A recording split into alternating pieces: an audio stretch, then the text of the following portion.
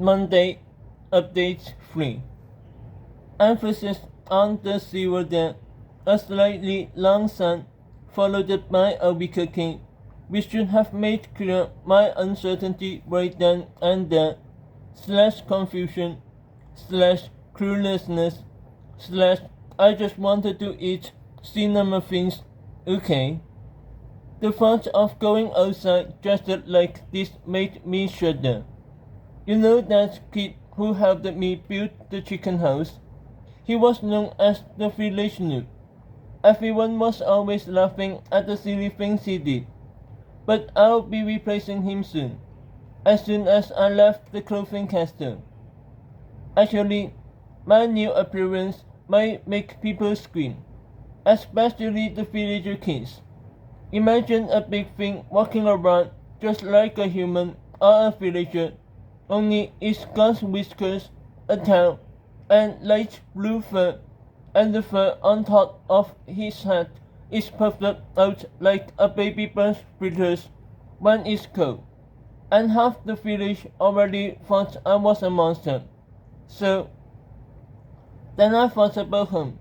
My friends back in the Nether. My mom. Mom must be so worried about me, I thought.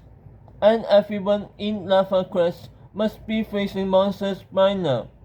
And here I'm fretting over my experience, what others might think of me. How sad is that? I stood up straighter. Yeah, who cares if I look silly? If wearing boots increases my chances of being able to help them by even 0.001%, fine, I'll wear boots. I'll even throw on a helmet made out of a giant potato if that's what it takes. And if eating enough of those disgusting vegetables Kate likes to eat really does increase my vitality, well, I will eat those vegetables, mashed or broiled or saluted in Dutch. I don't care. Nodding to myself, I trotted out my gear. This stuff had once belonged to Cobalt. It was part of this group of items known as the Neophyte set. Every Toberian arrived in this world wearing stuff like this. Yep, I'm literally wearing hand-me-down noob gear. Normally, such items have no stage to speak of, but would be near through some enchantments on everything to help me out. She's an enchanter, so that's what pretty much her job between the Legion. Neophyte places of Neophorian protection. Clothing, tassel, wool, copper. Plus 3 armor, resilience 5, poison resistance 2. Protection of the clueless. Critical hits from my opponent at least 5 levels above you are reduced by 50%. Beginner pantaloons of Nubic furry. Clothing, legs, wool. Plus 3 armor, resilience 5, poison resistance 2. Nubic furry.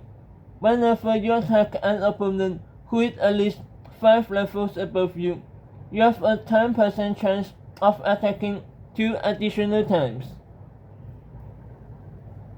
Novitia's Goblin Kickers of Heroic Retreat. Clothing, feet, wool, copper. Plus 2 armor. Goblin Slayer. Your skill is increased by 15 when you fight kobolds and other goblin kind. Heroic Retreat. While moving away from nearby enemies, you gain a 10% bonus to movement speed. Yep, more resilience. That provided protection against crits. Protection of the clueless provided additional protection against crits from enemies at least 5 levels higher than me. Since I was a new hype, that means pretty much everything outside basic zombies and slimes. Finally, 2 items had poison resistance. I found that enchantment a little unsettling. Call me crazy, but there was just something real about this abundance of defensive enchantments. Like the Legion was really interested in keeping me alive. Why this spell specifically? Were they expecting me to get jumped by cave spiders or something? When I asked her about this, Produce laughed nervously. Oh, don't worry. It's just a precaution. This boost wasted another question. Did goblins really exist? Judging by the enchantment they carried, they did. Huh. I always thought they were only imaginary. They were in several Ocelot bedtime stories.